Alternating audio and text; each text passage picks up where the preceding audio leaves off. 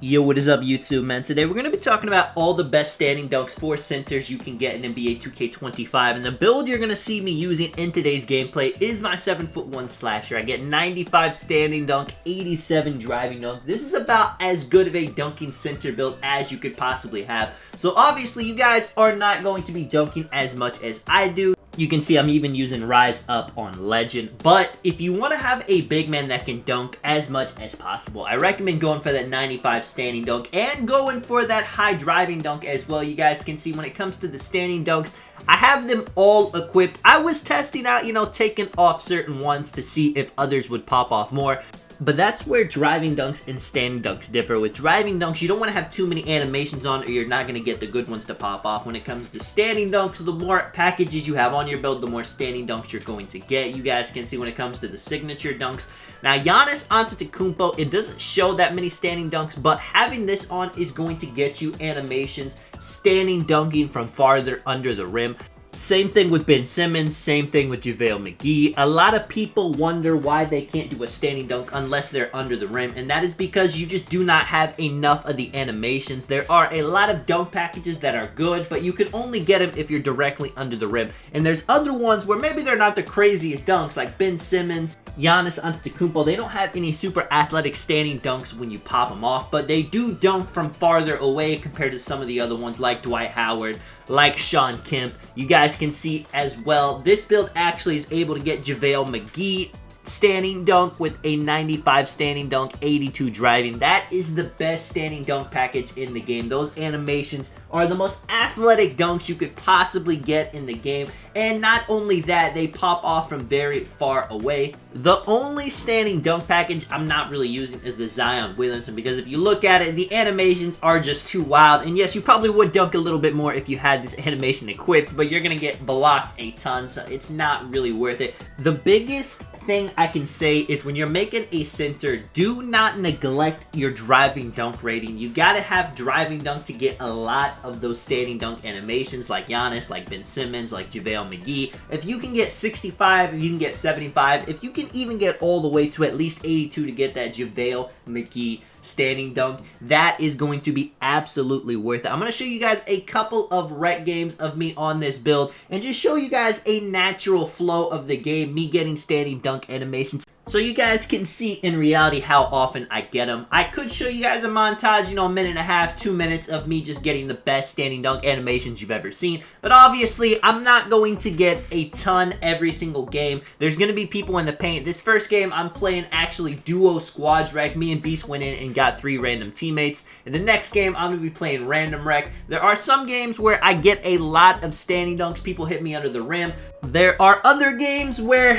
they just cannot see me and I rarely get the ball in a good position to get a standing dunk. Now, this build is a little bit different compared to a lot of center builds. I can kind of force the issue and get my own standing dunks, create them. You guys are going to see later in this game. I got 4 rebounds, 5 assists. I'm kind of getting thirsty to dunk the ball. I get an offensive rebound right there. I get a close shot to go off. Now, even though I have such high standing dunk right here, man, that's that meter dunk I was talking about, offensive rebound. I was going up no matter what. You're not going to get the animation to pop off every single time. Even if you have 99 standing dunk, it's unfortunate, and I know you're thinking, well, if I can't get a standing dunk every single time with 95 standing dunk, is it still worth it?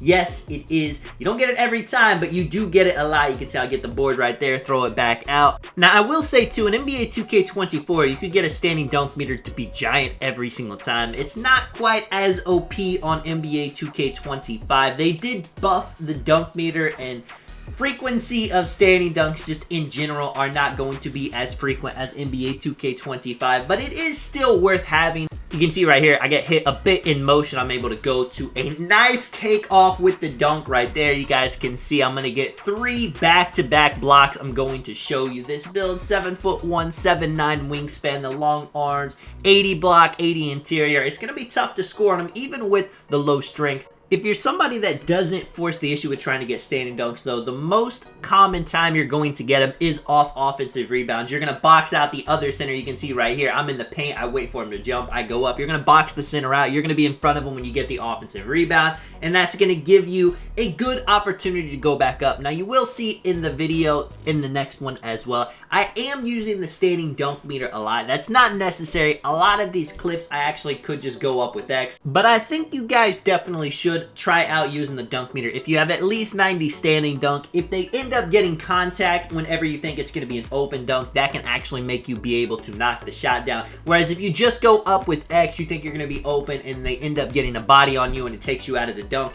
you might end up missing that. You guys see the first game, 17 points, 20 rebounds, 13 assists. You guys saw I did the dunk meter 2-3 times, a couple driving dunks as well. That's pretty realistic expectations to have. And you guys saw as well, I didn't get blocked on any of them. I didn't get knocked out of any dunks. In the very beginning, my first bucket, I did get a close shot whenever I wanted to dunk. But I did end up making the shot, so it didn't really matter in the end. In the rest of the game, it was exactly how I wanted it. In this game, you guys are going to see I'm in the solo squads rec. I'm going up against a center that has 98 block, 99 offensive rebound. Now, if you play a lot of random rec, and a center decides he's just going to sit in the paint and not let you dunk at all, it's going to be tough for you. That is why having shooting on your center can be a big deal, because it'll get the center out of the paint. The best thing you can do to get dunks to pop off is make sure you get in front of them. Don't try to dunk over them when they're in front of you. Try to go for the animation whenever you're in front of them. Now, if they are in front of you, can you get a nice meter dunk to pop off? Can you put them in a contact dunk animation?